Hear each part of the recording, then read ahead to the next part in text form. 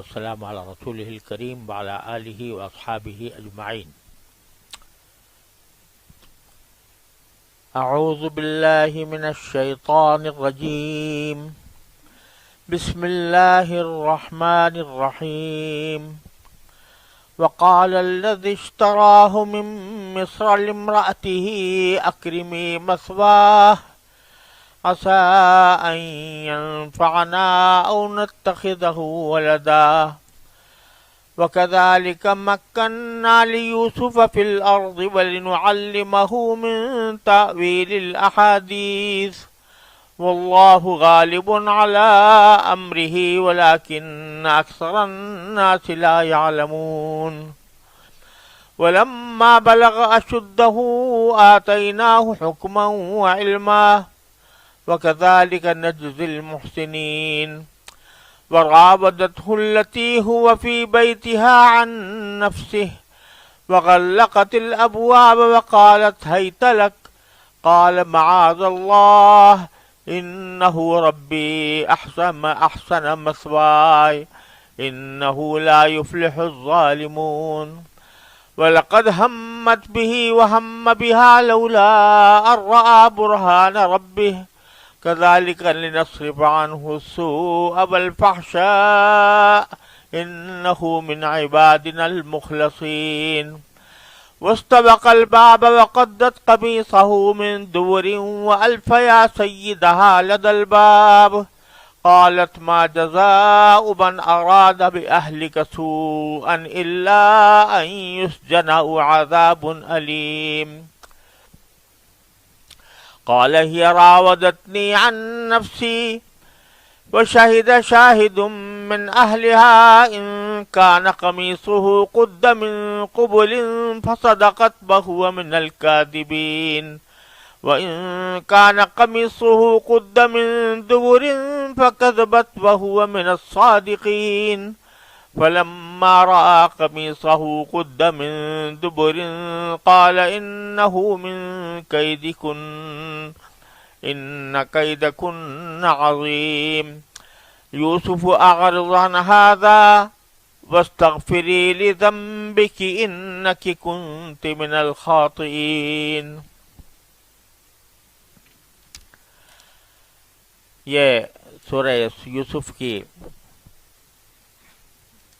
تیسرے رکوع کی آیتیں ہیں. دوسرے رکوع کی آیتیں ہیں اور ان کا ترجمہ یہ ہے کہ اور مصر کے جس شخص نے انہیں خریدا اس نے اپنی بیوی سے کہا کہ اس کو عزت سے رکھنا. مجھے ایسا لگتا ہے کہ یہ ہمیں فائدہ پہنچائے گا یا پھر ہم اسے اپنا بیٹا بنا لیں گے. اس طرح ہم نے اس سرزمین میں یوسف کے قدم جمائے تاکہ انہیں باتوں کا صحیح مطلب نکالنا سکھائیں اور اللہ کو اپنے کام پر پورا قابو حاصل ہے، لیکن بہت سے لوگ نہیں جانتے. اور جب یوسف اپنی بھرپور جوانی کو پہنچے تو ہم نے انہیں حکمت اور علم عطا کیا، اور جو لوگ نیک کام کرتے ہیں ان کو ہم اسی طرح بدلہ دیتے ہیں. اور جس عورت کے گھر میں وہ رہتے تھے اس نے ان کو ورغلانے کی کوشش کی اور سارے دروازوں کو بند کر دیا اور کہنے لگی آ بھی جاؤ. یوسف نے کہا اللہ کی پناہ، وہ میرا آقا ہے، اس نے مجھے اچھی طرح رکھا ہے. سچی بات یہ ہے کہ جو لوگ ظلم کرتے ہیں انہیں فلاح حاصل نہیں ہوتی. اس عورت نے تو واضح طور پر یوسف کے ساتھ برائی کا ارادہ کر لیا تھا اور یوسف کے دل میں بھی اس عورت کا خیال آ چلا تھا اگر وہ اپنے رب کی دلیل کو نہ دیکھ لیتے. ہم نے ایسا اس لیے کیا تاکہ ان سے برائی اور بے حیائی کا رخ پھیر دیں. بے شک وہ ہمارے منتخب بندوں میں سے تھے.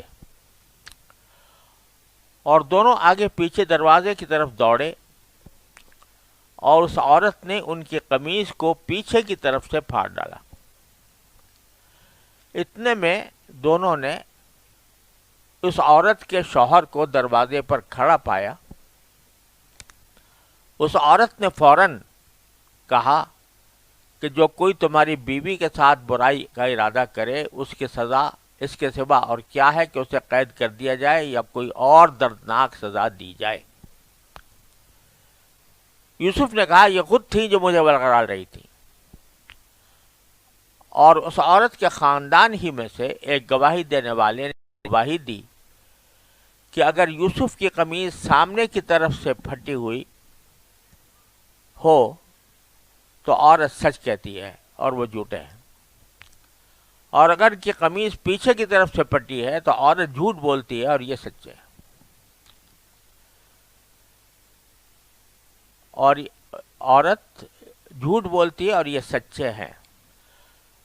پھر جب شوہر نے دیکھا کہ ان کی قمیض پیچھے سے پھٹی ہے تو اس نے کہا کہ تم عورتوں کی مکاری ہے، واقعی تم عورتوں کی مکاری بڑی سخت ہے. یوسف تم اس بات کا کچھ خیال نہ کرو، اور اے عورت تو اپنے گناہ کی معافی مانگ، یقینی طور پر تو ہی خطا کار تھی.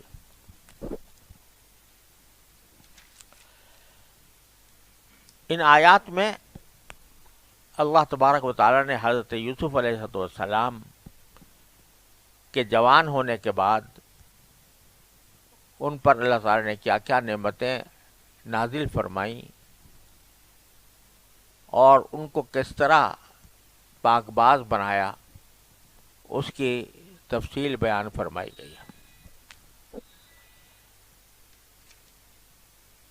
اور جو میں نے ابھی ترجمہ آپ کے سامنے پڑھا اس سے واقعے کی کے بنیادی عناصر آپ کے سامنے آ گئے.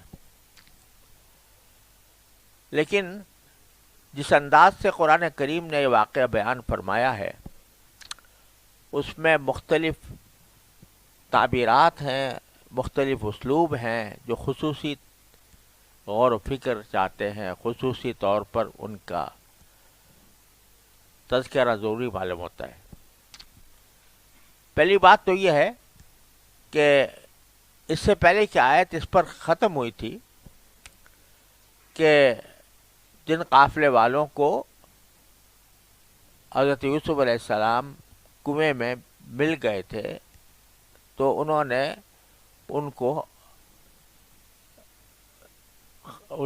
یہ بس سمجھ کر کہ ایک بہت مفت کی چیز ہاتھ آ گئی ہے، انہوں نے اس کو بیچ دیا تھا.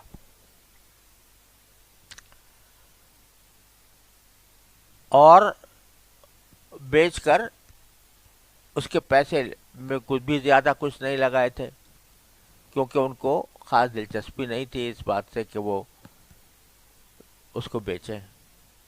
اور جیسا کل میں نے عرض کیا تھا کہ یہ بعض روایات سے معلوم ہوتا ہے کہ خود برادران یوسف جو تھے انہوں نے ان قافلے والوں سے جا کر کہا کہ یہ ہمارا غلام ہے جو بھاگ گیا ہے، لہذا اس کی جو کچھ قیمت ہے وہ ہمیں ملنی چاہیے. تو وہ معمولی قیمت پر راضی ہو گئے کہ مفت میں مل رہی تھی. ان کا اصل مقصد تو یہ تھا کہ حضرت یوسف علیہ السلام اپنے والد سے دور ہو جائیں. وہ مقصد حاصل ہو گیا تو پیسوں کی زیادہ فکر نہیں کی. اب یہ قافلے والے ظاہر بات ہے جب وہاں مصر پہنچے، روایات میں سے معلوم ہوتا ہے کہ یہ لوگ آ رہے تھے حجاز سے، یہ قافلے والے، اور مصر کی طرف جا رہے تھے. اس مصر کے طرف جانے کا مقصد ان کا غلاموں کی تجارت یہ کرتے نہیں تھے. یہ تو اس میں روایات میں آتا ہے کہ کچھ گرم مسالہ وغیرہ اس قسم کی چیزیں لے کر جا رہے تھے مصر تاکہ وہاں پر بیچیں گے. اب یہ غلام ہاتھ آ گیا سستے داموں اور انتہائی حسین و جمیل، خوبصورتی میں اپنی مثال. تو انہوں نے جا کر جب مصر پہنچے تو مصر میں اس کو بیچا اور اس کی بہت قیمت لگائی. اتنی قیمت لگائی کہ ہر ایک آدمی اس کو خریدنے کے لیے تیار نہیں ہو سکتا تھا. لیکن آخر میں جو اس مصر کا وزیر خزانہ تھا جس کو عزیز مصر کہا جاتا ہے، وہ اس قیمت پر خریدنے پر راضی ہو گیا اور اس نے خرید لیا۔ یہ ساری باتیں قرآن کریم نے ان کو بیان کرنے کی اس لیے ضرورت نہیں سمجھی کہ خود بخود سیاق سے سمجھ میں آ رہی کہ انہوں نے خریدا، معمولی قیمت پر خریدا، اور ظاہر خرید کر پھر کہیں بیچا مصر میں جا کر۔ تو اب آگے وہاں سے بات شروع کی اللہ تعالیٰ نے، وقال الذی اشتراہ من مصر، جس شخص نے ان کو خریدا تھا مصر میں، انہوں نے کہا اپنی بیوی سے کہ اکرمی مثواہ، یہ کہا کہ ان کو، ان کے ٹھکانے کو باعزت بنانا، لفظی معنی یہ ہے، ان کے ٹھکانے کو باعزت بنانا، مثوا کہتے ہیں ٹھکانے کو۔ تو اس کو ہم نے جب اپنے گھر میں رکھا ہے تو ایسی جگہ رکھنا کہ جو باعزت جگہ ہو، عزت کے ساتھ رکھنا۔ عسا ینفعنا، مجھے ایسا لگتا ہے کہ یہ ہمیں فائدہ پہنچائے گا، یعنی جب ذرا بڑے ہوں گے تو اس سے ہمیں بہت سے کاموں میں مدد ملے گی۔ او نتخذہ ولدا، یا ان کو ہم اپنا بیٹا ہی بنا لیں گے، بنا سکتے ہیں۔ تو گویا عزیز مصر نے ان کو صرف ایک غلام کی حیثیت میں رکھنا پسند نہیں کیا، بلکہ یہ کہا کہ ان کو اچھی طرح ایک اپنے گھر کے ایک فرد کے طور پر ان کو رکھنا، اور باعزت طریقے سے رکھنا، غلام کی طرح نہیں بلکہ باعزت، گھر کے ایک باعزت فرد کے طور پر ان کو اپنے رکھنا۔ یہ نصیحت کی اپنی بیوی کو۔ چنانچہ دونوں نے اس بات کا عزم کیا اور اس پر عمل کیا کہ باعزت طریقے سے رکھا، گھر کے ایک فرد کی طرح۔ اب اللہ تعالیٰ فرماتے ہیں وَكَذَلِكَ مَكَّنَّا لِيُوسُفَ فِي الْأَرْضِ، اور اس طرح ہم نے یوسف کو، لفظی معنی کیا ہے کہ یوسف کے قدم جما دیے اس زمین میں۔ ایک غلام بکتا ہوا آیا ہے کسی دوسرے ملک سے، اس ملک میں جہاں کوئی جان پہچان کا انسان نہیں، اور لوگ اس کو غلاموں کے بازار میں کھڑا کر کر بیچنا چاہ رہے ہیں۔ اب اجنبی لوگ خریدیں گے، اجنبی لوگ خرید کر ان کے ساتھ کیا سلوک کریں گے اس کی کوئی گارنٹی نہیں۔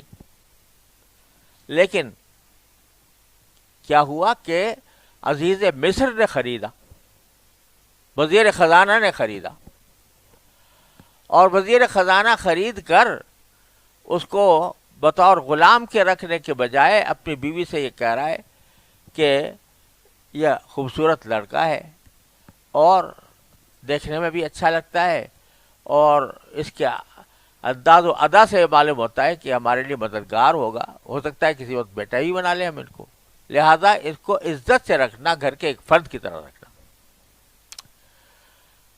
اب دنیا والے اس قسم کی باتوں کو کہتے ہیں کہ اتفاقاً ایسا ہو گیا، یعنی وہ جب مصر پہنچے اور ان کی بولی لگی ان کی قیمت پر، تو اتفاقاً وزیر خزانہ موجود تھا، اتفاقاً اس نے اس کو پسند آ گیا، اتفاقاً اس کو خرید لیا، اتفاقاً آ کر وہ گھر میں آباد ہو گئے۔ تو خوب سمجھ لو، قرآن کہتا ہے کہ اس کائنات میں اتفاقاً کوئی بات نہیں ہوتی، جو بات بھی ہوتی ہے وہ اللہ تبارک و تعالیٰ کی طرف سے طے کیے ہوئے منصوبے کے تحت ہوتی ہے۔ تو یہ بھی باری تعالیٰ کی تقدیر اور اس کے فیصلے کی بنا پر تھا کہ ان کو غلام بنا لیا گیا، اور پھر اس کو ایسے بازار میں لایا گیا جہاں عزیز مصر موجود تھا، اور عزیز مصر نے اس کو ان کو بھاری قیمت دے کر خرید بھی لیا. خریدنے کے بعد غلام کی طرح رکھنے کے بجائے اس کو اپنے گھر کے ایک فرد کی طرح رکھنے کی تاکید کی. تو یہ سب کیا ہوا؟ کذالک مکننا لیوسف فی الارض، اس طرح ہم نے قدم جمائے یوسف کے زمین کے اندر. اور یہ تمکین کا جو لفظ ہے جو قرآن کریم میں یہاں پر استعمال کیا، مکننا لیوسف، کیا لفظی ترجمہ میں نے یہ کیا کہ جن کے قدم جمائے ہیں. اصل میں تمکین کے معنی ہوتے ہیں کسی کو کوئی جگہ دے دینا، کسی کو کسی جگہ کا مالک بنا دینا، اس کو تمکین کہتے ہیں. پھر عربی زبان کے محاورے میں ہر قسم کی چیز، کسی بھی کام کی استطاعت دے دینا، یہ بھی اس کے معنی میں آتا ہے. اور اس کے معنی اقتدار کے بھی ہوتے ہیں، اقتدار دینا. الذین مکناہم فی الارض اقاموا الصلاۃ، وہاں پر تمکین اقتدار دینے کے معنی میں ہے کہ مسلمان لوگ وہ ہیں کہ جب ہم ان کو زمین میں اقتدار دیتے ہیں تو یہ نماز قائم کرتے ہیں، زکوٰۃ ادا کرتے ہیں. تو وہاں اقتدار دینے کے معنی میں ہے. تو مفسرین نے یہاں پر یہ بات فرمائی ہے کہ یہ مراد اس سے اقتدار دینا ہی ہے. میں نے لفظ جو استعمال کیا ترجمہ میں وہ لفظی ترجمہ بھی ہے، اور ساتھ ساتھ اس کا جو انجام ہے اس کی طرف بھی اشارہ ہے کہ قدم جما دیے ان کے زمین کے اندر. اور یہ قدم جمانے کا نتیجہ یہ ہوگا کہ پھر یہ اس سارے سرزمین کے بادشاہ بنیں گے، اس کا اقتدار بھی ان کو حاصل ہوگا. اس طرح ہم نے ان کی تربیت کی کہ یہ جا کر اقتدار حاصل کر لیں زمین مصر کے اوپر. وَلِنُعَلِّمَهُ مِن تَعْبِيرِ الْأَحَادِيثِ، اور اس لیے یہ کام کیا تاکہ ہم ان کو سکھائیں باتوں کو صحیح ٹھکانے پر سمجھنا، باتوں کا صحیح مطلب نکالنا. یہ لفظ قرآن کریم نے یہاں سورہ یوسف میں کئی جگہ استعمال فرمایا ہے، اگرچہ اپنے سیاق کے لحاظ سے اس کے زیادہ واضح معنی خواب کی تعبیر دینے کے ہیں کہ اللہ تعالیٰ نے ان کو تعبیر خواب کا علم عطا فرمایا تھا. لیکن الفاظ ہمیشہ یہ استعمال کیے ہیں تعبیر الاحادیث، تعبیر الرؤیا نہیں. تو اس کی وجہ سے مفسرین نے فرمایا کہ مراد یہ ہے کہ صرف خواب کی تعبیر نہیں بلکہ ہر بات کو اس کے صحیح موقع محل پر رکھنا، اس کا صحیح مطلب نکالنا، اس کی صحیح تفسیر سمجھنا، یہ ساری باتیں اس میں شامل ہیں. نتیجہ یہ کہ بہت سی باتیں اللہ جل جلالہ کی طرف سے ان کو سکھائی جا رہی تھیں، تو ان باتوں کو بھی صحیح سمجھنے کی صلاحیت اللہ تعالیٰ نے عطا فرمائی. اور دوسرے لوگوں سے جو سابقہ پیش آ رہا تھا، ان سابقہ پیش آنے میں دوسرے کی بات کو صحیح سمجھ کر اس کا صحیح اس پر رد عمل ظاہر کرنا، یہ بھی ہم نے ان کو تعلیم دی. کیونکہ ہر ایک کے بس کا کام نہیں ہے کہ اعتدال کی ترازو میں تول کر الفاظ بولے اور اعتدال کی میزان پر پرکھ کر وہ کسی کی بات سمجھے.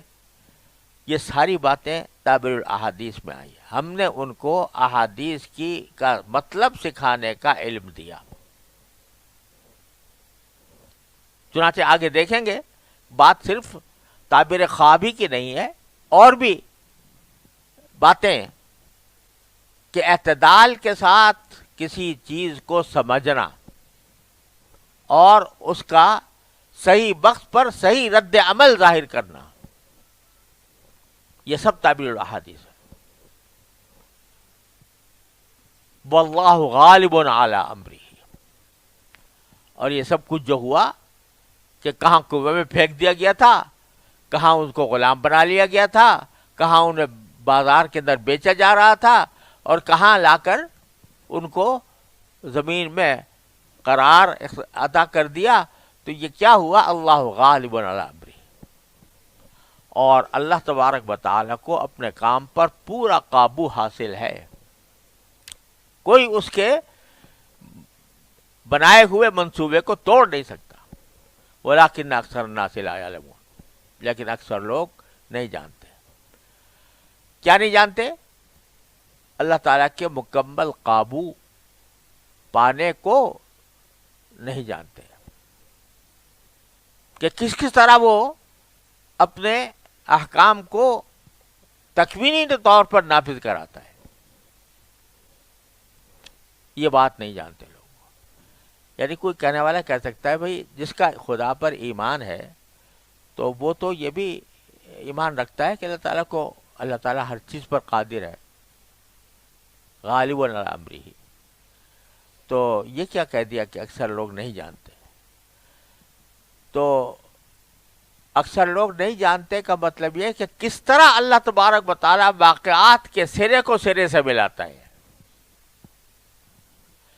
کس طرح واقعات کی ایک کنڈے کو دوسرے کنڈے سے جوڑتا ہے، اور اس کے نتیجے میں کس طرح اس کا جو اپنا منصوبہ ہے وہ پورا ہوتا ہے، یہ لوگ نہیں جانتے۔ اسی کو جاننے کے لیے تو موسیٰ علیہ السلام نے سفر کیا تھا حضرت خضر علیہ السلام کے پاس کہ یہ کس طرح ہو رہا ہے سارا کام، واللہ غالب علی امرہ، کس طرح ہو رہا ہے۔ تو اس کے لیے وہ باقاعدہ سفر کر کے گئے تھے حضرت خضر علیہ السلام کے پاس۔ تو ولیکن اکثر الناس لا یعلمون میں یہ ساری باتیں داخل ہیں۔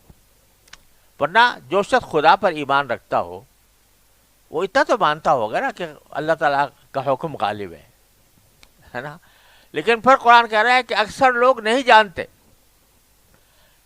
تو کیا نہیں جانتے؟ کہ اللہ تبارک و تعالیٰ اپنے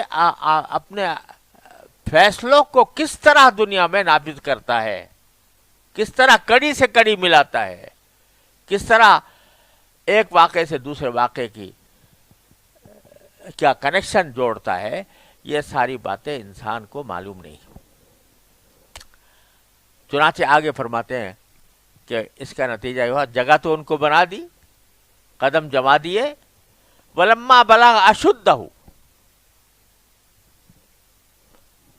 اور جب وہ اپنی بھرپور جوانی کو پہنچ گئے۔ اشد کے لفظی معنی ہوتے ہیں قوت، طاقت، طاقت کا جو کمال ہوتا ہے اس کو اشد کہتے ہیں۔ تو عام طور سے یہ لفظ استعمال ہوتا ہے اس وقت جب کہ انسان جوانی کا بالکل بھرپور زمانہ ہوتا ہے۔ حضرت ابراہیم امام راضی رحمۃ اللہ علیہ نے اس زمانے کے اطباء کی بات نقل کی ہے کہ انسان کی عمر میں ہر 7 سال کے بعد تبدیلی آتی ہے۔ پہلے 7 سال جو ہیں وہ ناسمجھی کے ہوتے ہیں، 14 سال کے اوپر آدمی بالغ ہو جاتا ہے، 21 سال سے اس کی جوانی بڑھنی شروع ہوتی ہے، اور پھر 28 سال پر وہ مزید ترقی کرتا ہے، اور پھر 35 سال پر جا کر وہ اپنے بھرپور جوانی کو پہنچ جاتا ہے۔ اس کو اب اشد کہتے ہیں، اطباء کے طور پر انہوں نے بات نقل کی، اللہ عالم۔ لیکن بہرحال یہاں مطلب یہ ہے کہ جب وہ اپنی توانائی کی اعلیٰ معراج تک پہنچ گئے، جس کو ہم نے ترجمہ کیا بھرپور جوانی کو پہنچ، تو آتینا حکمم و علما، ہم نے ان کو حکمت اور علم عطا کیا۔ 2 چیزیں، علم اور حکمت۔ اس میں اگر اس کے لفظی معنی لیے جائیں تو علم سے مراد اشیاء کا علم، یہ علم کے کس طرح تجارت کی جاتی ہے، کس طرح حکومت کی جاتی ہے، وغیرہ وغیرہ، اور حکمت اس علم کے دائرے میں رہتے ہوئے کس اعتدال کے ساتھ کام کرنا ہے، یہ حکمت. تو حکمت جو ہے وہ اس چیز سے جاننے سے الگ بات ہے. ایک حقیقت میں نے جان لی، یہ علم ہے. میں نے حقیقت جان لی کہ روزہ رکھنے میں ثواب ہوتا ہے. اب اس روزہ رکھنے کے ثواب کو انسان اپنے دماغ میں، اپنے ذہن میں، اپنے دل میں اس کی عظمت کو جب اتارتا ہے اور دل اس کا پکارتا ہے کہ اب روزہ بہت اچھی چیز ہے، یہ حکمت ہے. جب وہ بات وہ صرف جاننے سے آگے جا کر ماننے پر آ جاتی ہے، اور وہ ماننا اس کے لیے ایک قلبی تقاضا بن جاتا ہے، تو یہ حکمت ہے. لیکن مفسرین نے فرمایا کہ اس سے مراد در حقیقت علم، ہم نے ان کو حکمت بھی دی اور علم بھی دیا، اس سے مراد یہ کہ نبوت عطا کی. ان کو ہم نے نبوت عطا کر دی. اور کیونکہ نبوت جو ہوتی ہے وہ انہیں دو چیزوں کا مجموعہ ہوتی ہے. کن دو چیزوں کا؟ کہ ایک طرف اللہ تعالیٰ کی طرف سے علم آتا ہے وحی کے ذریعے، اور دوسری طرف اس کو نبی کو اس بات کی تربیت دی جاتی ہے اللہ تعالیٰ کی طرف سے کہ کس کام کو کس حد تک کرنا ہے. اور وہ جو شرعی احکام ہیں ان کی حکمت اور ان کو جزو زندگی بنانے کا جو ملکہ ہے وہ اللہ تعالیٰ عطا فرماتے ہیں حضرات انبیاء کرام علیہ السلام کو. لہذا حکمن و علمن کے معنی یہ کہ ان کو ہم نے نبوت دے دی. وَكَذَلِكَ نَجْزِي الْمُحْسِنِينَ، اور جو لوگ نیک کام کرتے ہیں ہم ان کو اسی طرح بدلہ دیتے ہیں. یعنی یہ جو ان کو مقام عطا ہوا، اگرچہ نبوت تو کوئی کسبی چیز نہیں ہے کہ آدمی اپنے عمل سے حاصل کر لے، وہ بھی معاملہ ہے، اللہ تعالیٰ کی طرف سے عطا ہوتی ہے، لیکن عطا کرنے کے لیے کچھ معیار ہوا کرتے ہیں. تو ہم نیک لوگوں کو اسی طرح بدلہ دیتے ہیں کہ ان کی نیکی کی وجہ سے کسی کو اقتدار دے دیا، کسی کو نبوت دے دی، کسی کو علم کا ستون بنا دیا، کسی کو مصلح بنا دیا، کسی کو داعی بنا دیا. یہ نہیں کہ جو بھی اچھا کام کرے گا اس کو نبی بنا دیں گے، کذالک نجزی المحسنین، بلکہ ان کے حسن عمل کے نتیجے میں ان کو ہم اسی طرح بدلے دیے جاتے ہیں، اچھے بدلے، وہ چاہے نبوت کا ہو ہمارے فیصلے کے مطابق، یا ایک داعی کا ہو، ایک مصلح کا ہو، یا اس کا اقتدار قائم ہو، یا دنیا اس کی بات کو مانے. یہ ساری باتیں ہم اچھے لوگوں کے ساتھ یہ معاملہ کیا کرتے ہیں.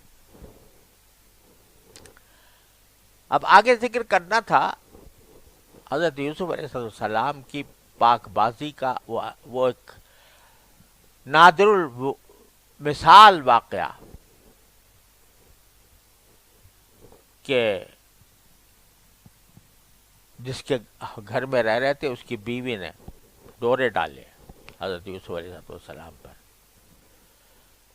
لیکن اس سے پہلے بتا دیا اللہ تعالیٰ نے، اس واقعے کو بیان کرنے سے پہلے، کہ دیکھو بھرپور جوانی کو پہنچ گئے تھے، اور بھرپور جوانی کو پہنچنے کے بعد ہم نے ان کو نبوت عطا کر دی تھی، حکمت دے دی تھی، علم دے دیا تھا.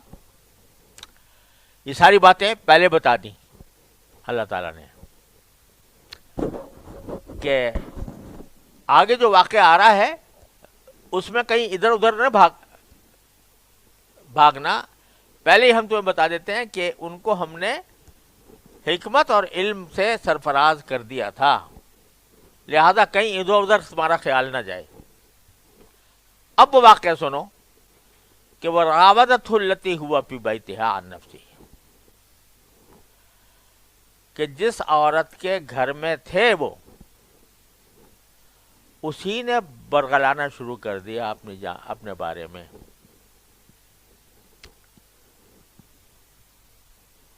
یہاں یہ بھی کہہ سکتے تھے وہی عورت ہوئی نا، یہ عزیز مصر کی بیوی، تو یہ بھی کہہ سکتے تھے کہ عزیز مصر کی بیوی نے ان کو برگلانا شروع کر دیا گناہ کی دعوت دینے کے لیے.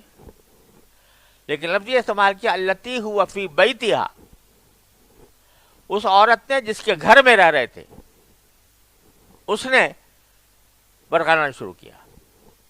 یہ اس لیے فرمایا حضرت یوسف علیہ السلام کی پاکیزگی کا اعلیٰ معیار بتانے کے لیے کہ یوں تو کوئی چلتی پھرتی عورت اگر دعوت دے دے تو وہ اس کا انکار کرنا اتنا مشکل نہیں ہے. جس کے گھر میں رہتے ہیں، جہاں پلے بڑے ہیں، اور جہاں پر ان کا قیام اس گھر کے اندر اسی عورت کے اوپر موقوف ہے، اس کے گھر میں، جس کے گھر میں تھے اس نے دعوت دی. یعنی اس دعوت کو ٹھکرانے کی مشکل بتانے کے لیے اللہ تعالیٰ نے یہ لفظ استعمال کیا، راودت التی ہوا فی بیتہا عن نفسی. ایک تو یہ کہ وہ بذات خود یہ بات کہ گھر کی مالکہ وہ دعوت دے رہی، پھر یہ کہ غلقت الابواب، اور اس نے دروازوں پر تالے ڈال دیے تاکہ کوئی باہر نہ نکل کے بھاگ نہ سکے. وقالت، اور یہ سب کچھ کر کے وقالت حیت لک، یہ حیت لک کا جو لفظ ہے یہ کہتے ہیں کہ عبرانی زبان کا لفظ ہے اصل میں، اور اسی لیے اس کی قراتیں بہت ساری ہیں. حیت لک، ہی تلک، اور مختصر اور بھی بہت ساری قراتیں اس کے اندر ہوتی ہیں. جب جو حضرات قرات کے عالم ہوتے ہیں جو یہ تلاوت پڑھتے ہیں تو اس کے ایک ہی آیت کو بار بار پڑھنا ہوتا ہے مختلف قراتوں کے تحت. تو یہ لفظ ہے عبرانی کا. اب لفظی ترجمہ تو اس کا ہے کہ آؤ آؤ، لیکن یہ لفظ جو خاص طور پر لایا گیا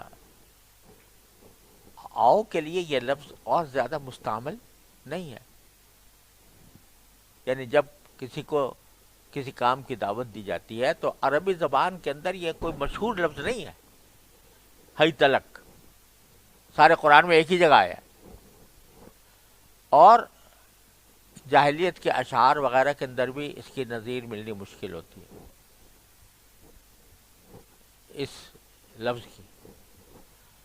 لیکن یہ لفظ لایا گیا ہے اس لیے کہ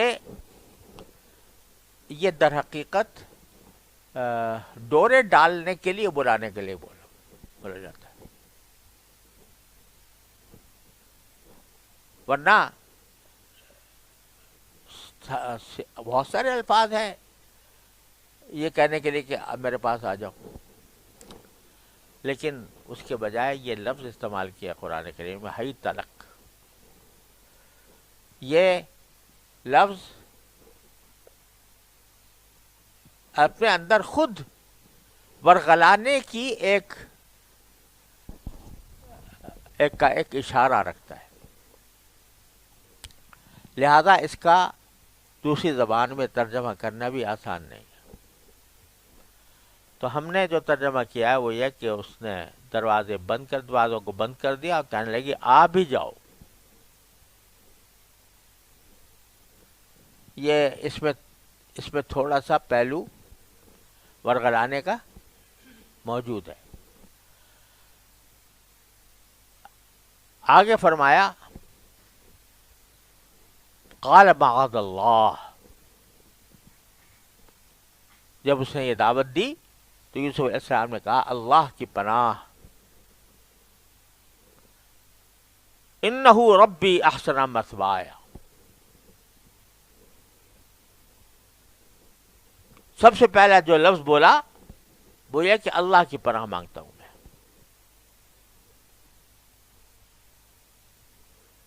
اس دعوت پر پہلا کام تو یہ بتایا کہ یہ اگر میں یہ کام جس کی مجھے دعوت دی جا رہی ہے اگر میں کر بیٹھا الیاذ باللہ تو مجھے کون بچائے گا اللہ تعالیٰ سے. میں تو پناہ اللہ کی مانگتا ہوں. پہلی بات. دوسری بات یہ کہ انہ ربی احسن مثوایا، وہ تمہارا جو شوہر ہے وہ میرا آقا ہے جس نے مجھے اچھا ٹھکانہ دیا ہے، تو اس کے ساتھ میں زیادتی کروں جس نے مجھے یہاں پر اچھا ٹھکانہ دیا، اس کو اس کی امانت میں خیانت کروں. انہ لا یفلح الظالمون، یقیناً ظالم لوگ کبھی فلاح نہیں پایا کرتے. آپ اندازہ فرمائیے بھرپور جوانی ہے اور عورت وہ ہے کہ جو اس کے بارے میں پتہ ہے کہ اگر اس کے ساتھ یہ عمل کیا گیا تو یہ کہیں دنیا میں کسی سے کہے گی بھی نہیں، کوئی راز فاش بھی نہیں ہوگا، خلوت ہے، دروازے پر تالے پڑے ہوئے ہیں. اور اس وقت میں پہلا کام اللہ کی پناہ. دوسرا جو میرا محسن ہے اس کی امانت میں خیانت کیسے کروں. زیادہ تر حضرات کا کہنا یہ ہے کہ یہاں پر مراد انہ ربی سے وہ ہے اس عورت کا شوہر، اور بعض حضرات نے یہ کہا کہ مراد ہے اللہ تعالیٰ، کہ اللہ تبارک و تعالیٰ میرا پروردگار ہے، اس نے مجھے بہترین ٹھکانہ دیا ہے، یعنی جو سارے انتظامات اللہ تعالیٰ نے فرمائے ہیں میری عزت و ناموس کے، تو میں اس کی مرضی کے خلاف کر جاؤں. یہ معنی بھی ہو سکتے ہیں. آگے پھر ایک عجیب جملہ فرمایا قرآن نے، وَلَقَدْ ہَمَّتْ بِهِ وَهَمَّ بِهَا، کہ اس عورت کے دل میں تو یوسف کے ساتھ برائی کا ارادہ اس نے کر ہی لیا تھا. وَهَمَّ بِهَا، اور یوسف کے دل میں بھی اس کا خیال آ چلا تھا.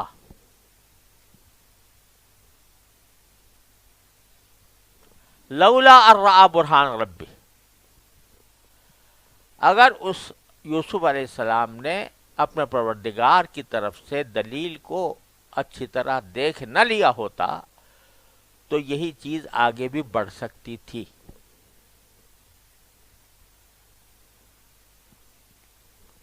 جہاں تک اس عورت کا تعلق ہے اس کے لیے یہ بات تو واضح ہے کہ لقد ہمت بھی اس نے ارادہ کر لیا تھا یوسف علیہ السلام کے ساتھ بدکاری کا،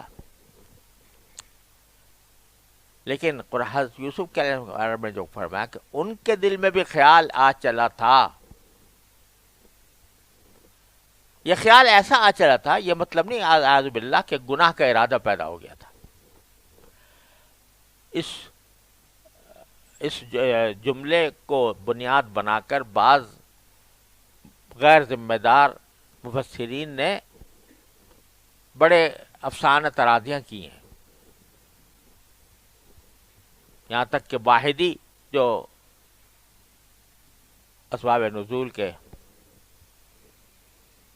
پر جن کی کتاب مشہور ہے، انہوں نے بھی ایسی روایتیں نقل کر دی ہیں جن کا کوئی سر پیر نہیں ہے، نہ کوئی اس کی کوئی سند ہے، تو افسانہ ترازی ہے، محض افسانہ ترازی ہے۔ یہ قرآن نے صرف اتنا کہا ہے کہ ان کے دل میں خیال آ چلا تھا، اس کو انہوں نے آگے بڑھا کر پتہ نہیں کیا کچھ کر دیا، لیکن جو خیال آ چلا تھا یہ تو بہت عظمت کی بات ہے۔ یوسف علیہ السلام کی خیال آ چلا تھا۔ حضرت امام راضی رحمۃ اللہ علیہ فرماتے ہیں، اتفاق سے ہمارے حضرت کی مولانا اشرف علی صاحب تھانوی رحمۃ اللہ علیہ نے بھی یہ فرمایا ہے، خیال آ چلا تھا کہ میں ایک غیر اختیاری طبی میلان اس کا بیان ہے، اور مثال دونوں نے یہ دی ہے کہ جیسے روزے دار ہے، گرمی میں روزے کی حالت میں ہے اور اس کے سامنے پیاس لگی ہوئی ہے، ٹھنڈا پانی آتا ہے اس کے سامنے، تو طبیعت چاہے گی کہ نہیں چاہے گی؟ غیر اختیاری طور پر اس کی طرف ایک میلان پیدا ہوگا، اس کو دل چاہے گا کہ میں پی لوں، یعنی طبعی خواہش پیدا ہوگی، لیکن روزہ توڑے گا کوئی؟ نہیں توڑے گا۔ تو وہ خواہش جو پیدا ہو رہی ہے وہ کوئی گناہ کا ارادہ نہیں ہے، بلکہ ایک طبعی وسوسہ ہے، غیر اختیاری وسوسہ ہے جو آیا، جو ایک انسان کا خاصہ ہے۔ یعنی اگر ایک حسین و جمیل عورت کو دیکھے کوئی آدمی اور اس کی وجہ سے دل میں کوئی وسوسہ آ جائے، تو یہ وسوسہ آ جانا کوئی گناہ نہیں ہے، جبکہ غیر اختیاری طور پر نظر پڑی، غیر اختیاری طور پر وسوسہ آیا۔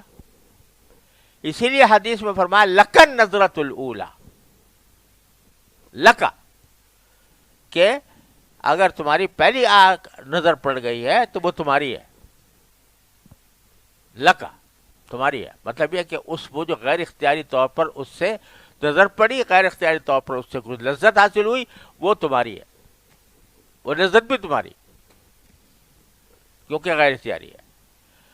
تو غیر اختیاری معاملہ اللہ تبارک و تعالیٰ معاف فرماتے ہیں، اور اس کے اوپر گرفت ہوتی ہی نہیں ہے، کیونکہ یہ گرفت کی چیز ہی نہیں ہے، انسان کے اختیار سے باہر ہے۔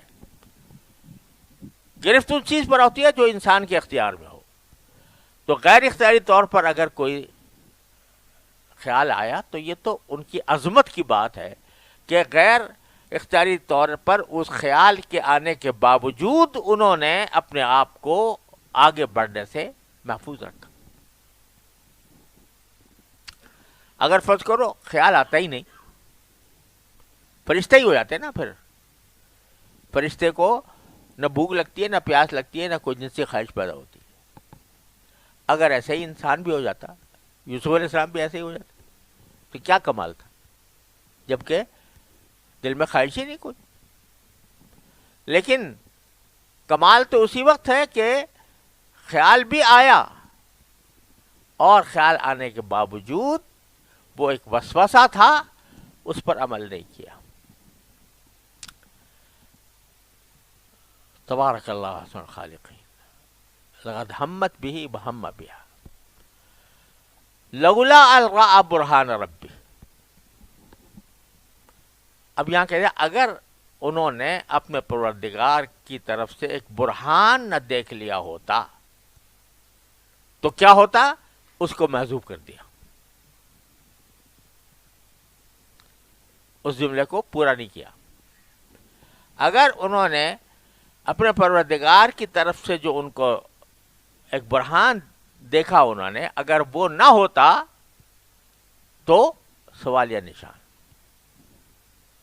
سمجھے آپ کیا مانا؟ اندر سے خود نکال لو کہ خیال تو آیا تھا، خیال آنے کی حد تک بات ٹھیک تھی، آ گئی تھی۔ اگر اللہ کے ایک برہان کو نہ دیکھا ہوتا تو خدا نے کیا ہوتا؟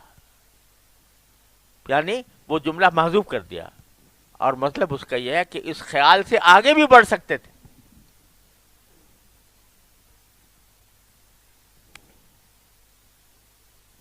لیکن اپنے پروردگار کا ایک برہان دیکھ لیا، ایک دلیل دیکھ لی، جس کے نتیجے میں وہ بس اسی غیر اختیاری خیال کی حد تک محدود رہے، اس سے آگے نہیں بڑھے۔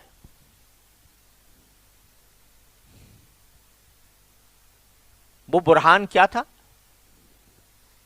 جس کو دیکھ کر آگے بڑھنے سے رک گئے؟ وہ برہان سیدھی سی بات تو یہ ہے کہ اس کے گناہ ہونے کا احساس، اس کے معصیت ہونے کا احساس، اس کے ناشکری ہونے کا احساس، یہ ہے برہان جو ایک نبی کو حاصل ہوتا ہے۔ تو یہ تصور کہ یہ کام جو ہے یہ میرے پروردگار کی نافرمانی ہے، میرے آقا کی ناشکری ہے، اور یہ گندا کام ہے، یہ تصور جب دل میں بیٹھ جائے تو یہ برہان ہے۔ سیدھی سی بات تو یہی ہے۔ بعض روایتیں بھی ہیں جن کے اسانید کچھ مضبوط نہیں ہے کہ اس وقت حضرت یوسف علیہ السلام کو کوئی شکل دکھائی گئی اپنے والد حضرت یعقوب علیہ السلام کی، اور وہ ان کو منع کر رہے ہیں، لیکن یہ روایتیں ہیں، ان کا کچھ بھروسہ نہیں ہے، کوئی بڑی اچھی اسانید کے ساتھ روایت نہیں آئی ہے۔ لہذا سیدھی سی بات نظر آ رہی ہے کہ برہان من ربی، لولا ارآ برہان ربی، اپنے پروردگار کا برہان اگر نہ دیکھ لیا ہوتا، برہان تو سیدھی سی بات یہ ہے کہ پروردگار کی طرف سے ممانعت، پروردگار کی طرف سے اس کی شناعت کا احساس، یہ سب برہان ہے۔ جو میں جس انداز سے اس کی تشریح کر رہا ہوں وہ ہی تشریح راجح ہے، اگرچہ اس کی دوسری تفسیریں بھی کی گئی ہیں کہ معنی یوں ہے کہ لقد وہم بہا لولا ارآ برہان ربی کو وہاں کے ساتھ ملا کر، کہ اگر پروردگار کی طرف سے برہان نہ دیکھ لیتے تو پھر ان کا خیال بھی کر لیتے عورت کا۔ لیکن یہ تفسیر متعدد وجوہ سے مرجوح ہے، اور زیادہ صحیح بات وہ ہے جو زیادہ تر مفسرین نے اختیار کی ہے، جو میں نے اس کی تشریح بیان کی، کہ خیال آیا تھا، غیر اختیاری تھا، اور آگے بڑھنے اللہ تعالیٰ نے ان کو ایسا برہان دکھایا کہ جس کے نتیجے میں وہ آگے بڑھنے سے محفوظ رہے۔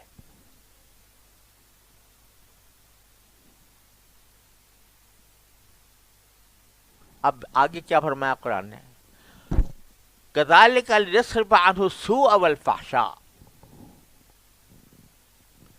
یہ سب اس لیے ہوا کہ اسی طرح ہم یوسف سے دور کر رہے تھے، رخ پھیر رہے تھے برائی کا اور بے حیائی کا۔ یہ سب ہم نے اس لیے کیا کہ ہم رخ پھیر رہے تھے برائی کا اور بدکاری کا یوسف علیہ السلام سے۔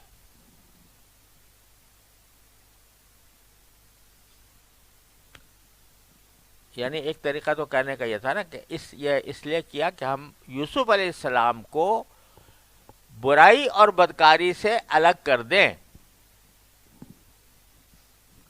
برائی اور یوسف علیہ السلام کو سے برائی اور بدکاری کو الگ کر دیں، دور کر دیں۔ نہیں، یوسف علیہ السلام کو دور کر دیں، کیسے؟ برائی اور بدکاری سے نہیں کہا یہ جا رہا ہے، ہم نے یہ کیا کہ برائی اور بدکاری کو دور ہٹا دیں یوسف علیہ السلام سے۔ دونوں میں فرق سمجھے؟ یعنی ایک صورت یہ ہے کہ یوسف کے دل سے ہم برائی اور بدکاری کو دور کر دیں، کیا مانا کہ دل میں ایک اس کا کوئی قطرہ ہے برائی کا، بدکاری کا، اس کو ہم مجھ سے ہٹا دیں. اور دوسرے جو معنی میں عرض کر رہا ہوں، جو قرآن جو الفاظ کہہ رہا ہے وہ یہ کہ یوسف کا تو کچھ تعلق ہی نہیں اس برائی بدکاری سے. یوسف کا تو برائی اور بدکاری سے تعلق ہی نہیں. ہم برائی اور بدکاری کو اس کے پاس جانے سے روک رہے ہیں، اس کا رخ پھیر رہے ہیں. کہے کا رخ پھیر رہے ہیں؟ برائی کا اور بدکاری کا رخ پھیر رہے ہیں. کس سے؟ یوسف علیہ السلام سے. تو کیا مطلب ہے کہ وہ اس کا رخ پھیر ہی دیا یوسف علیہ السلام سے. اب بتاؤ، جس کو قرآن یہ کہہ رہا ہے کہ جس کی برائی ہم اس کا رخ ہی ہم نے پھیر دیا، اس سے بدکاری کا پھیر دیا، اس کے بارے میں ایسی بے تکی روایتیں جو لوگوں نے گھڑ لی ہیں. بار بار قرآن کہہ رہا ہے، ہم نے پہلے واقعہ بیان کرنے سے پہلے کہہ رہے ہم نے اس کو حکمت دی، ان کو علم دیا، ان کو محسنین میں شمار کیا. اور پھر کہہ رہے ہیں کہ وہ ہم نے برائی کو ان سے دور کرنے کے لیے سارا کام کیا، فحشائی کو، تاکہ برائی اور فحشائی ان کے پاس نہ پھٹکے. سب یہ باتیں، اس سے زیادہ اور کیا گواہی ہوگی حضرت یوسف علیہ السلام کی عفت و عصمت کی. اور پھر آگے کہتے انہ من عبادنا المخلصین، بے شک وہ ہمارے منتخب بندوں میں سے تھے. ایک ہے مخلص اور ایک ہے مخلص. مخلص تو اس کو کہتے ہیں جو خود اخلاص کے ساتھ اللہ تعالیٰ کی عبادت کرے، اور مخلص کے معنی وہ جس کو اللہ نے خالص کر لیا ہو، جس کو اللہ تعالیٰ نے منتخب کر لیا ہو لوگوں سے، تو ہم لوگوں میں سے چن کر اس کو نکالا ہو. تو یہ ہمارے انہی بندوں میں سے ہے جن کو ہم نے نکالا ہے.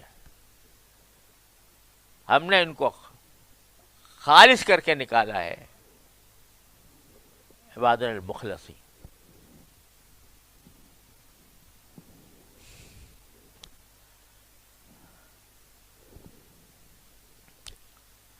آج اتنے ہی رکھیں. کتنا گھنٹہ ہو، کتنی دیر ہو گئی؟